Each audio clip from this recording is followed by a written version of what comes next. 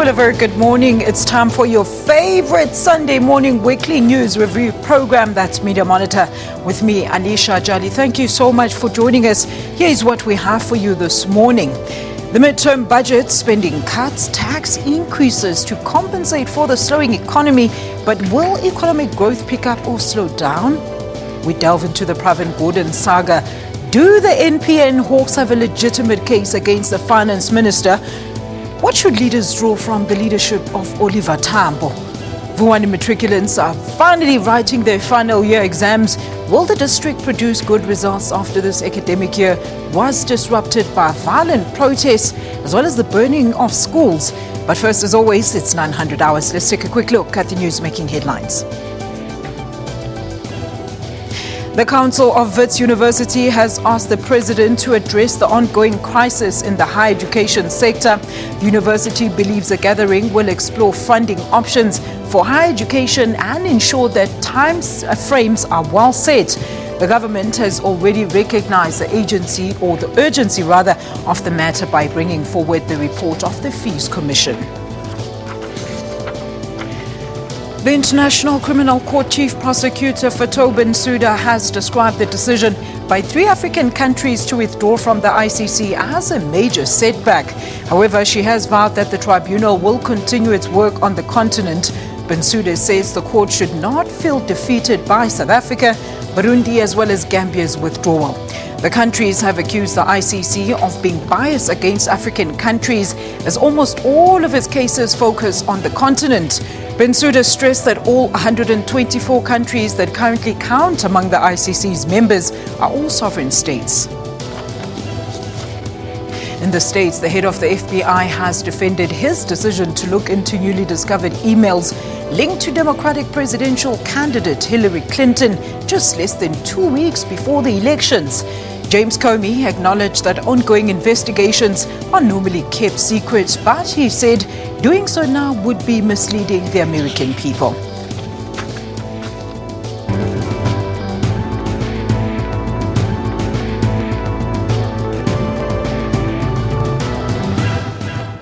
All right, I'm very pleased to be joined this morning by Professor Kwandiwe Kondlo from the University of Johannesburg, as well as Chief Economist at Econometrics, Dr. Zajaman. Gentlemen, a very good morning to both of you. Thank you so much for being here.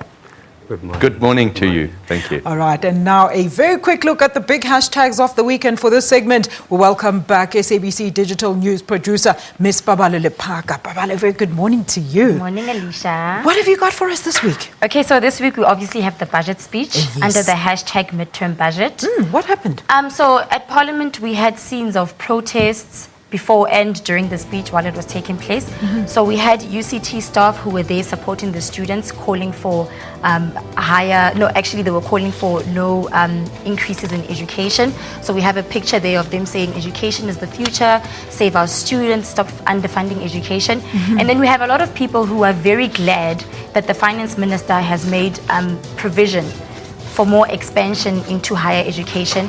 So we have tweets here saying, also, like I said, protests outside of Parliament. There was a protest, like I said, that was in support of students. And we do have a video here. Let's see that if we video. Just play that video there for a few seconds.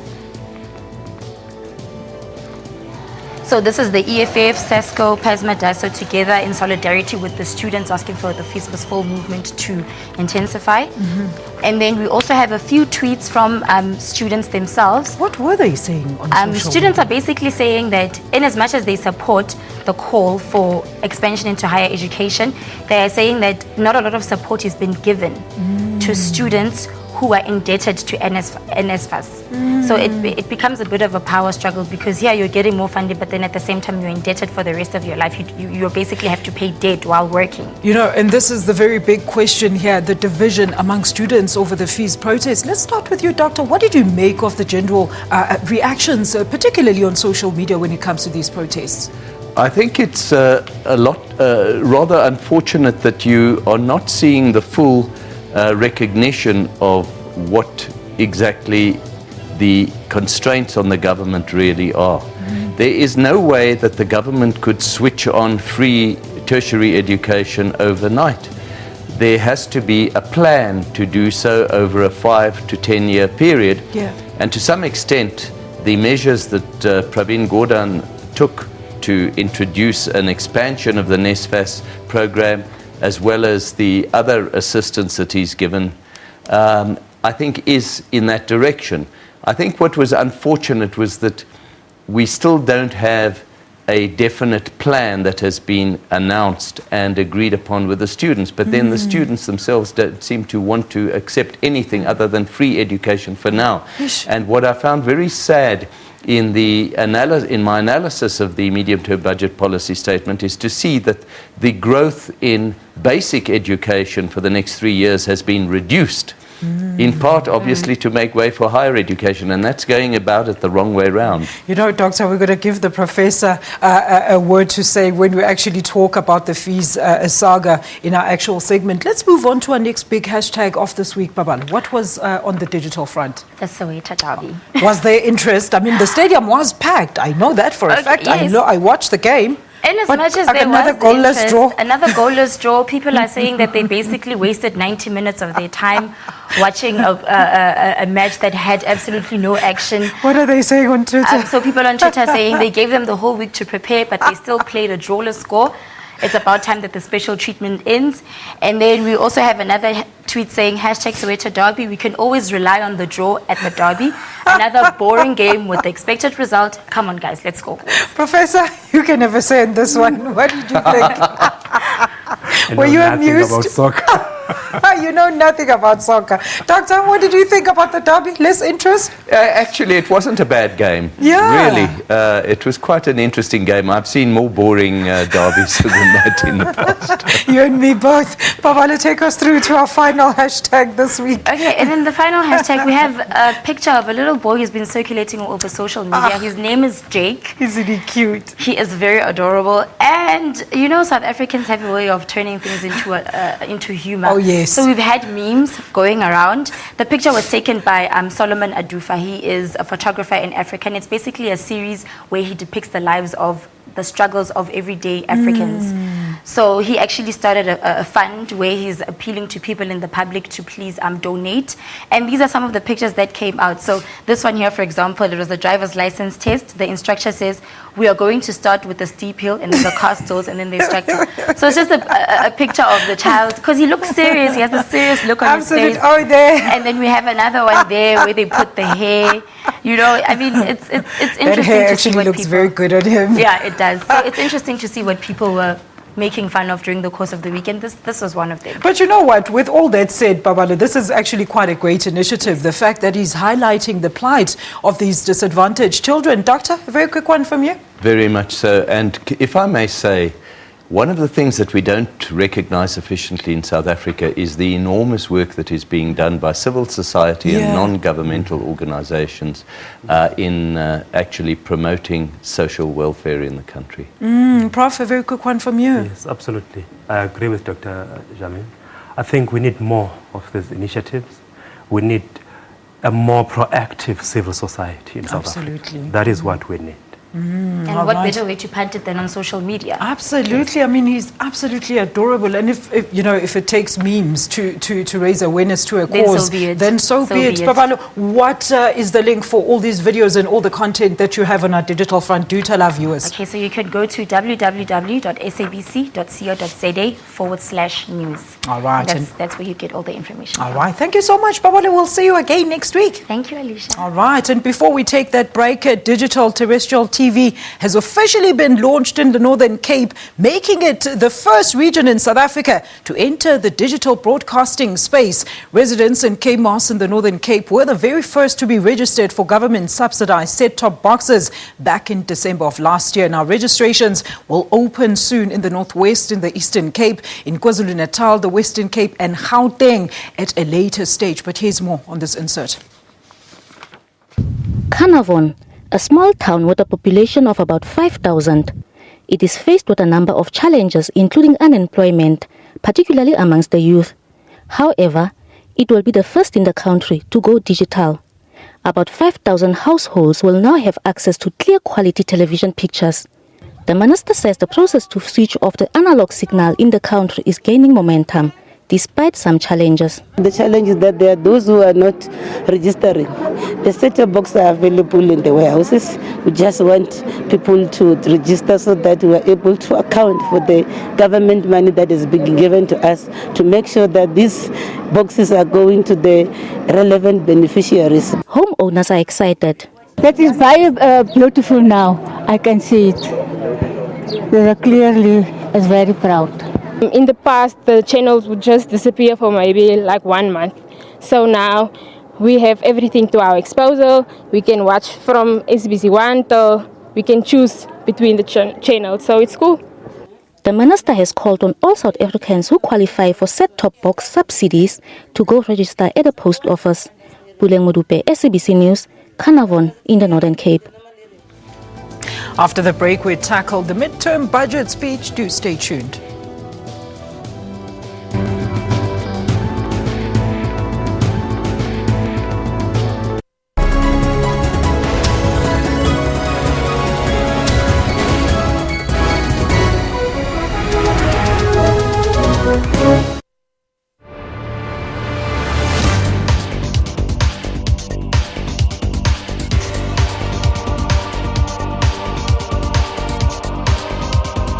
The Orange River is South Africa's major river. It rises in the Drakensberg in Lesotho, known as the Senqu River. It flows through Free State via Van der Kloof Dam, Eastern Cape into Gariep Dam, Northern Cape and Richterveld Transfrontier Park, which is part of Namibia. Orange River is 2,090 kilometers long. It finally flows into the Atlantic Ocean at Alexander Bay.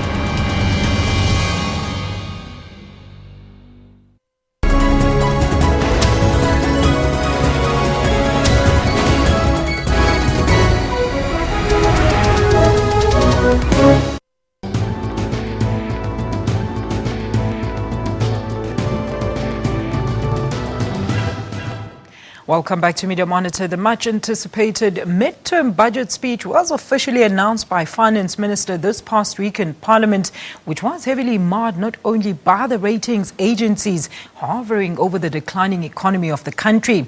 Starting from next year, tax will have a steep increase of 13 billion rand, but whether that will come from fiscal drag or further personal or fuel tax hikes, or even new taxes such as sugar, or from the big one, value-added tax, we'll hear only in February. Let's take a look at this insert. The minister says the latest tax hike and spending cut proposals will create more space for the government to meet its fiscal targets, and that's assuming they are accompanied by increased economic growth. The current low growth scenario reflects low business and consumer confidence. The growth focus has been revised downwards to 0.5%, a far cry from the February's estimate of 0.9%. But the government is trying to avoid the low growth trap by pumping additional capital into infrastructure development. Major infrastructure programs over the next 3 years include over 300 billion rands in transport and logistics projects, 240 billion rands in the energy sector, 137 billion rands in water and sanitation. Security of energy supply is a cornerstone of sustainable growth, as we've learned from our last few years of experience. And within the framework of the Integrated Resource Plan, current and revised, it has been confirmed that Eskom will take the lead in the nuclear power initiative in respect of ownership and operation. Other elephants in the room is the ballooning government debt and a huge public sector wage bill, one metric ratings agencies and the markets are looking at with keen interest. Moderation in government personnel spending, and the number currently, honourable members, sits somewhere between 37 and 40% of our non-interest expenditure is going on personnel spending. That these steps are in progress to improve. In addition to that, we need steps to ensure that procurement and supply chain management are both managed in the right way to ensure the right kind of fiscal path, and as a precondition for effective and cost-effective public service delivery. Government's debt service costs are rising at a rapid rate, leaving less money available for its social priorities like education and health. This is adding more constraints on government fiscus and impacting negatively on its ability to encourage inclusive growth. But the challenge the government could not sidestep is making provisions for the fees must fall movement. In addition to the 16 billion rands added to higher education funding in the February 2016 budget, we therefore propose a further 9 billion rands for the National Student Financial Aid Scheme over the period ahead, raising its funding by over 18% a year. Over 8 billion rands will to meet the costs of fee increases for students from households with incomes up to 600,000 rand. These new spending pressures, coupled with liquidity risk at some state-owned enterprises, remain key risks in achieving fiscal consolidation. But the minister has again issued a stern warning to all parastatals that there's no longer room for further guarantees or bailouts. Now the ball is back firmly in the investors and rating agencies' court. As to whether they will respond positively to the statement, time will tell. Manilisi Tubase, SABC News, Parliament. Doctor, you're an economist. Please tell us, concerns were raised about the raising of the taxes. How will this impact on the everyday person? There's no doubt that tax increases next year will impact adversely on the ability of the average consumer to carry on spending. Having said that, you need to ask yourself, why was that not already introduced this year? And the reason is twofold. Firstly, the economy was extremely weak in the first quarter of this year. Secondly, we had the local government elections coming up, and they didn't want to damage confidence and sentiment amongst potential voters too much. So they postponed it, and we knew that last year, or earlier this year, we knew that they were going to do that next year. The positive thing is that there are reasons to believe that by next year you could see a slightly better economic environment, partly because the drought has, we are told, is going to end, partly also because inflation and interest rates are turning out to be lower than previously anticipated, because the rand has actually recovered somewhat and commodity prices have recovered somewhat. And yet the currency is still quite cheap and costs are not rising. Inflation's turning out to be lower than expected. So it's a wonderful opportunity for exporters. And we see this already, for example, in foreign tourist arrivals. From overseas, they're up 19% year on year. So this will help to alleviate some of the pain that is likely to be inflicted on consumers through higher taxes. I want to find out from the Prof, how is the current political climate affecting the economy, in your view?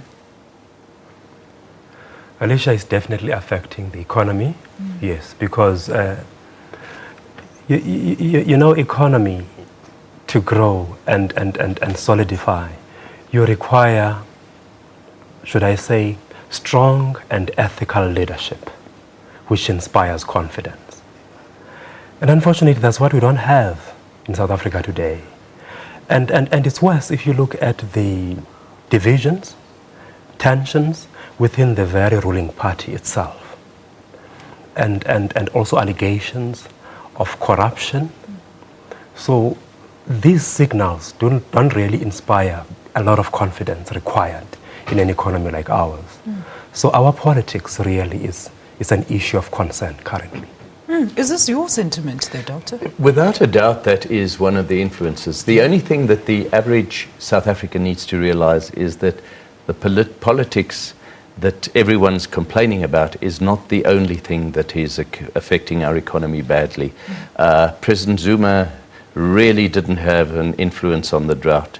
And also, this whole business of commodity prices is being influenced by international factors and what's happening internationally. And the economic picture internationally has also been less than optimal. The world economy has underperformed compared with expectations in recent years.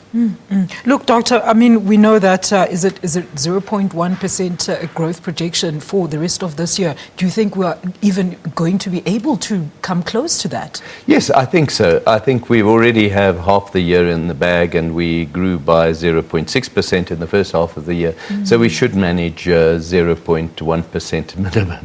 But really, that's not saying a lot, especially when you bear in mind that the growth in GDP in the last 8 years has exceeded the growth in formal sector employment by between 1 to 1.5%, which means that with 0.1% or even 0.6% GDP growth, you're still going to see employment decreasing rather than increasing. And when you bear in mind that you need at least 2 to 3% growth to absorb new people coming onto the labour market, you're really talking about an environment where unemployment will carry on increasing even if we don't go into a full recession. Prof? Yes, but I do want to underline the point I made. I still think, Dr. Zajamin, you know, in emerging democracies, politics matter a lot in the economy. The character of leadership matters a lot for the economy. And of course, that's not the only reason. But I think in the case of South Africa, we do need to really sort out the messages, whether they are direct or indirect, that come out of the state of our politics. I think that is very important. And secondly, I'm also worried about the tax increases. Because look, in South Africa, we have growing unemployment. That means a shrinking tax base. And the taxes go up. So it means the very small tax base that you have, you just have to strain it. What implications is this going to have at the end of the day? We don't know. Doctor, where is this, alternative ways of finding this tax money going to come from? You know, the one big area that people haven't emphasized potentially that could be a very big source of additional tax is if a lot of wealthy individuals who had overseas assets were to declare those. And the voluntary disclosure program is aimed at bringing them into the net. But it's going to take quite a while for that to happen. And in the interim, when the students are protesting, we want free education now, we've got to find the money now. And so we can't rely on those alternatives immediately. The other point to make is talking about tax increases, the only one that will really hit the average man in the street, in other words, the poorer sections of the population, who are by far the majority, is an increase in VAT. If you start increasing personal taxes, you will hit a proportionately relatively small section of the population, not the majority of people, because the majority of people don't pay any personal tax. Yeah, that's true. Prof, look, I mean, the doctor mentions things like the students' demands for free education and job losses and economic growth. How do we then maneuver ourselves out of this situation? Look, it's going to be a difficult one, especially if we eventually get a credit downgrade to junk status. Something which means South Africa will take probably another 5 to 6 to 8 years actually to get out of that position. And finance is going to be very expensive to borrow in South Africa. And with growing unemployment and the demands of the citizenry, I think really would need, I'm coming back again to the issue of political leadership. A political leadership that is decisive, pragmatic, ethical, and is prepared to lead by example. But of course, in South Africa, we've got a lot of cuts that we can make, but that requires political leadership. When I talk about cuts, we have many provinces, inflated bureaucracies in these provinces. Go to local government level. You have other forms of cabinet at local government level. Can we really not do without this as South Africa? But these kind of cuts is not the kind of things Pravin can do. You need a leadership collective that is determined to solve the problems in South Africa. A very quick one, I have to absolutely agree with Professor Kondlo here. First of all, we were told by the Auditor General that there was 26 billion rand in unauthorized, wasteful and irregular spending by municipalities. Now, if we wipe that out, that's already 2% of the budget.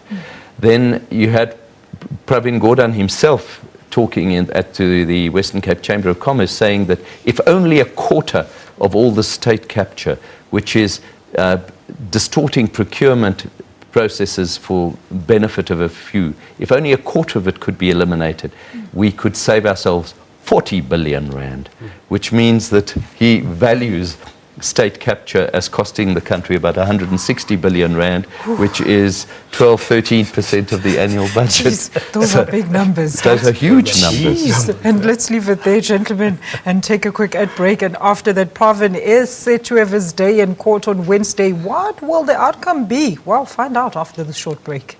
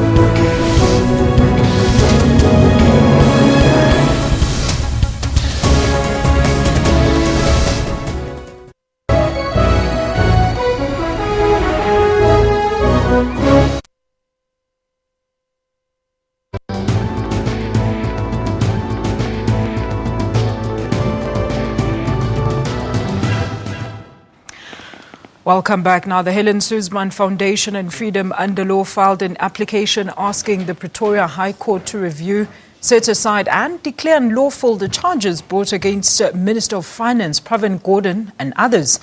Now, both organizations state the prosecution is political, calculated, desperate and malicious.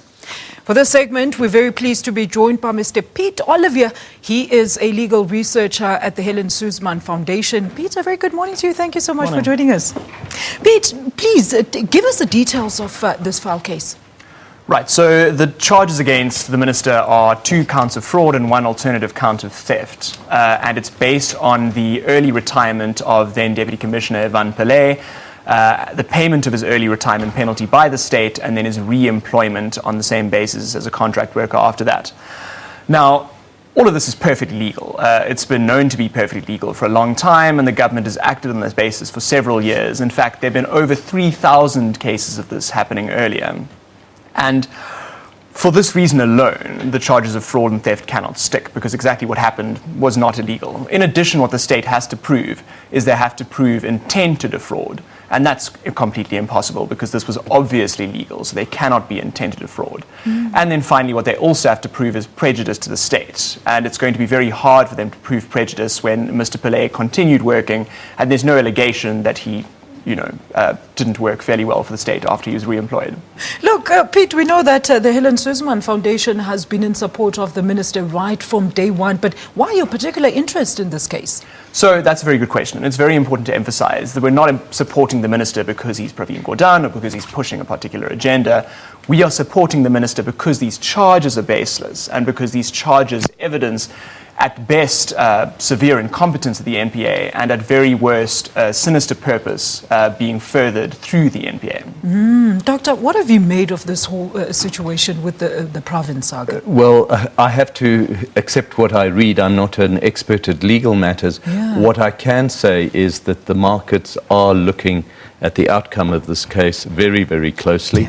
And to some extent, the recent strength of the rand is in part influenced by expectations that Pravin will get off scot-free, and that the NPA might actually have a bit of egg on its face at the end of this court case, and that therefore the South African judicial process will be seen as still being very strong, which in turn reduces slightly chances of a credit rating downgrade, etc. So I have to emphasize that if Pravin were to be replaced on the back of trumped-up charges or charges that were actually found to be true, if that were the case, we would have a worst-case scenario in this country. And I don't think people have looked at that side. What happens if the charges are proven true, though, Pete? If the charges are proven true, then we do have a finance minister who's committed fraud and theft, and then he should step down or be fired. But I want to emphasize that on the law, it's almost impossible that he's committed those crimes, and on any plausible version of the facts. Professor, what have you made of these developments? I mean, I know you were crying about leadership the whole previous segment. Yes, I still cry about leadership because I think leadership is what South Africa needs, yes. But it actually points to another issue which I would also like to emphasize. Go ahead. You see, in emerging democracies, the issue of institutional disconnect or institutional connect is very important. It's very important, number one, for reflexive governance. And it's very important, number two, for stability. When I talk about reflexive governance, I'm referring specifically here to a situation whereby institutions of the state actually support and reciprocate with each other in a reinforcing way, rather than fighting with one another. Because what we see happening in South Africa is the impression is growing that we have competing institutions that are used by political factions of the ruling elite. And this is dangerous for a young democracy like South Africa. You know, Pete, you mentioned this earlier on when you started with your statement there. You say that the NPA is still looking for evidence to charge Gordhan. What do you mean by this? Right, so it came to our attention earlier this week that the NPA had sent a subpoena to a member of the government pensions agency asking for annexures to a document they refer to in the initial charges. Now, when you refer to a document and charges against someone, it's really a good idea to read the entire document, including its annexures, before you actually send out the charges. And that's not what the NPA has done. So it really does make it look as if the NPA is desperately trying to justify charges that are very difficult to justify. So you think the NPA is going to end up with egg on its face, Prof?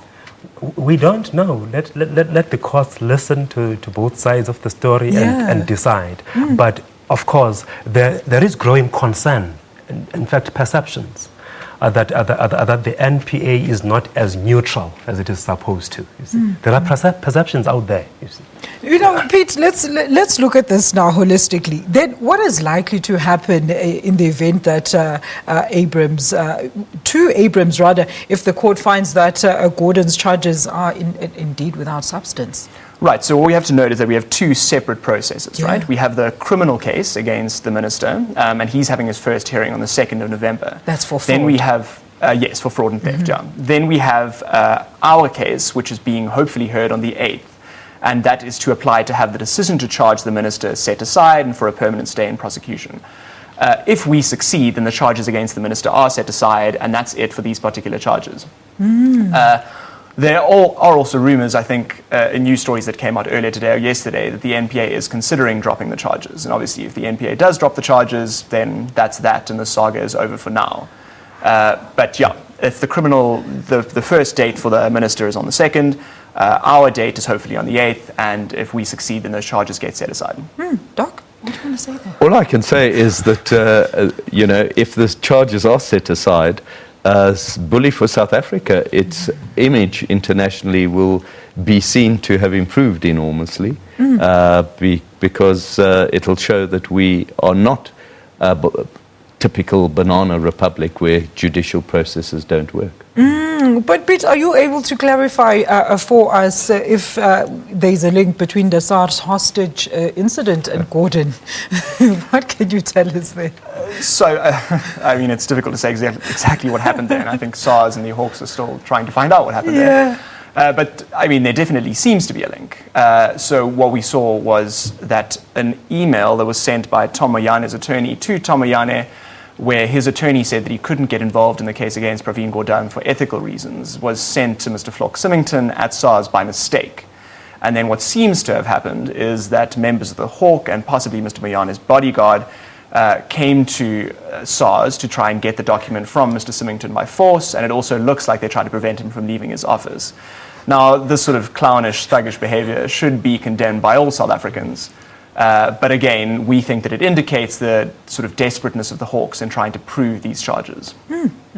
Doctor, I just want to hear your final words before we let you go. A very quick one. I have to emphasize that it's absolutely imperative that confidence in the National Treasury and in the current structure of National Treasury and its leadership be sustained. That is the only thing that we can hold on to in South Africa in terms of maintaining an element of economic and financial stability. Credibility in our judiciary, Prof? Yes, absolutely. I agree with Dr. Azza Jammine.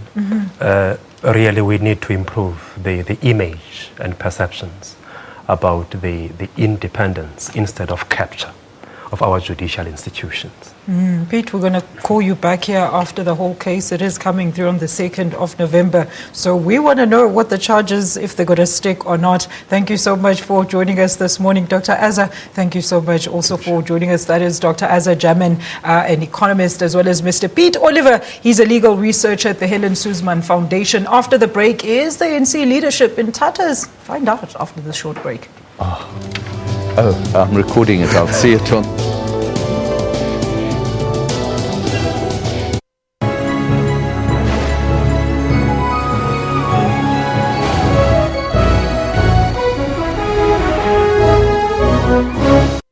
A presumed U.S. drone strike in the south of the country has killed 3 Al-Qaeda suspects.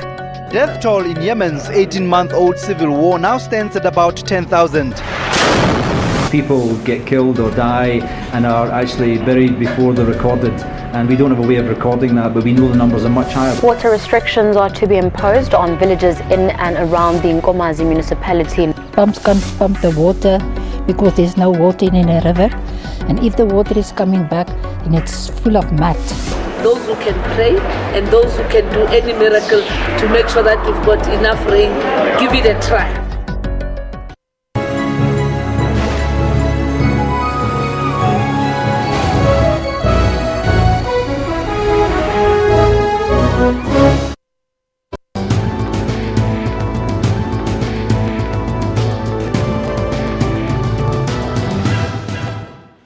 The 27th of October marked the 99th birthday of the ANC's longest standing president, Oliver Tambo. The day was commemorated with memorial lectures where his life and leadership were high on the agendas. In his speech at the memorial held in Benoni, President Jacob Zuma called for unity within the ruling party amid rife talks of factionalism within the party. Here's more on this insert. Let us see things differently. Let us work on solutions, not problems. Let us be comrades. Let us unite. Let us not see enemies among ourselves. Let us not be divided. It is our duty, we who are in the organization today, the African National Congress, the Alliance, and all the supporters of democracy. If there are difficulties, let us address them comradely and with dignity. Speaking of leadership, I know you're going to go to town on this one. What do you make of the president calling for unity within the ruling party? I think the president is really, he talks very good sense. But the problem is that, you see, it's another thing to have very noble intentions and talk very good. But it's a completely different thing to live and be the example of the things you say. And Prof, wouldn't you say that admission isn't the first step to recovery? Is of course admission that something is wrong within the party. Yes, but these admissions have been going on. Yeah. How many times have we listened to the ANC making admissions? Ever since the first conference after 1994, the ANC has been making admissions. For how long must we listen to these admissions? What needs to happen? I think what needs to happen is it's a very serious introspection which does two things. The first one, we need to confront matters arising from the negotiated settlement in a systematic and coherent way. Because there are a lot of matters arising from the negotiated settlement that are bothering South Africa today.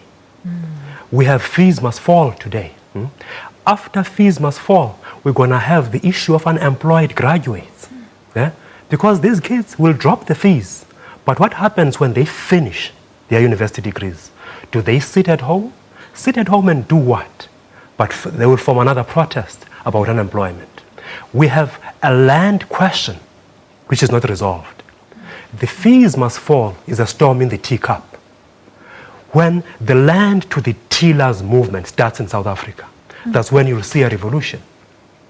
That's why I'm saying the ANC needs to take stock of these issues, the matters arising from the Campton Park negotiated settlement. Look at them in a systematic way.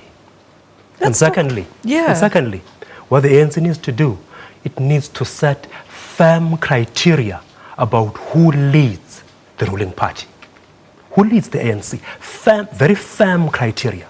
And this criteria must also be about a person's personality and track record, you see. A person's personality and track record and history. That should be very important when the ANC packages the criteria for choosing a leader. What is important is what the ANC has learned from what has happened. That is going to be important not only for the ANC, but for South Africa as a whole. But Prof, you yourself are saying that they've been making these admissions from way back when. What is it going to take for them to actually put them into action now? What it will take for them to put these into action is when they see power going away. And would you say the recent local government elections? It's the first wake-up call, but a second one is still coming. Which is? They could lose some of the provinces in the next elections, 2019. They could lose Gauteng, I'm telling you now, in the coming 2019 elections. With a shrinking majority in the National Assembly, the ANC is going to be powerless. So they must listen to the wake-up call of the local government elections, and they must look into the issue of leadership very seriously. But what would you say caused these rifts within the ruling party, Professor? I mean, it seems like it's been an ongoing thing. Maybe some of the scandals don't make it to the public as such. Well, it's not only an issue of scandals. I want to say it's an organization which, over the years, kept on trying to be everything to everybody. You see? The organization needs to have a very clear ideological focus. Have they failed the people? You can't say they failed the people completely. There are good things which have happened under the ANC leadership. In fact, there are good things which have happened under the Zuma administration, which people forget. When you talk about the Zuma administration, you can't say 100% it's a failure. It's not. There are good things which the administration have done. You see. But all we need is to get an organization which has a tight list of priority, rather than having everything a priority to please everybody. You spoke about the fact that they need to look in terms of who they put in the leadership seat. I mean, do you think this is the actual problem that is marring the whole organization, that the current system of the way that they choose leaders maybe could be the problem, Prof? Those are ANC institutional issues, internal organizational issues. How the branches inform the regions, and the regions, the province, national, and the structures of the ANC. Yeah. I have not yet done an in-house study of what is happening actually in the ANC branches and how they follow their systems. But what emerges out very clearly is that the issue of leadership, not only leadership, but leadership, political leadership, and ethics is becoming so important for the giant organization like the ANC. I know people debate the relationship between ethics and politics. Yeah. But in a young democracy like ours, we need to find a way where we talk ethical political leadership, which sets the example, an example to be aspired to and emulated by our young people. Is what you're talking to here the leadership of Oliver Tambo? Do you think the party still maintains the structure? That's the leadership of Oliver Tambo. A leadership which was characterized by genuine commitment to all the people of South Africa. That's the kind of leadership that the ANC needs to unpack and see how to emulate aspects of it. You know, Professor, this issue of the fact that we've heard admissions and there's been a lot of noise from within the party ranks itself, a lot of people saying that there's factionalism inside, veterans met to discuss the state of the ANC, but what exactly do the impact of their voices or concerns have on the actual structure of the party? Look, the impact of their voices is not clear, Alicia. You see, because one of the problems we have in South Africa today, you see, and I'm not referring to any specific individual here, is that even people who are seriously implicated in corruption will stand up and speak against corruption. Even people who are seriously implicated in state capture will stand up and speak against the state capture.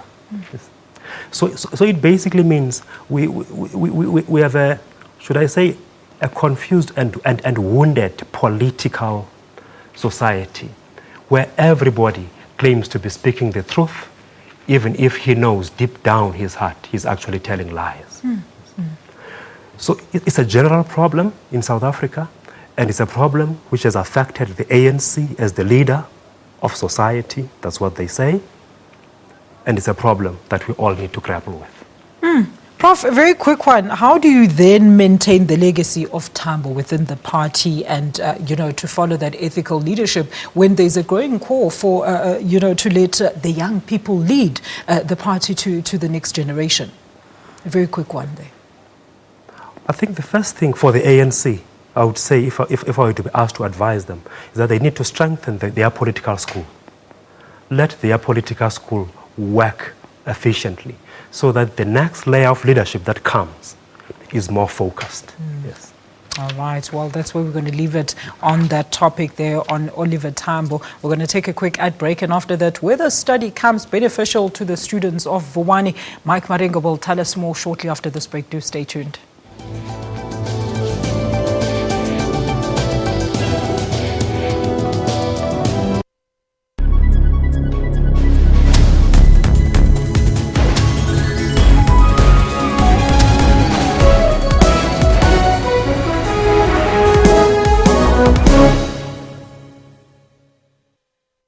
Information-hungry viewers stay with SABC News, as issues on the West are different from issues on the East or here in Johannesburg. So it is not surprising that people who follow the news know that there are two things for sure: that anything can happen, and SABC News will tell you when it does. Because we keep the nation fully informed. We are SABC News.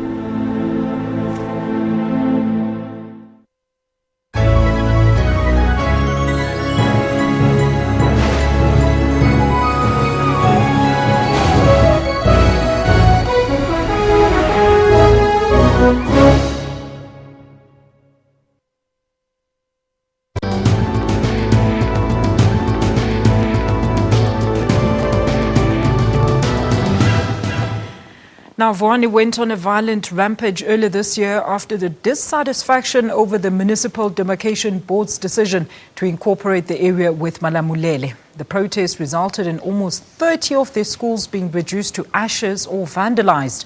Pupils missed 2 months of school during those protests. Let's now speak to Mike Maringa to give us an update on the performance of the students there. Mike, a very good morning to you. Thank you so much for joining us on Media Monitor. Good morning to you, Alicia, and our viewers at home. Mike, give us the whole scope. Matric exams, have they begun? How are things going in Vuwhani?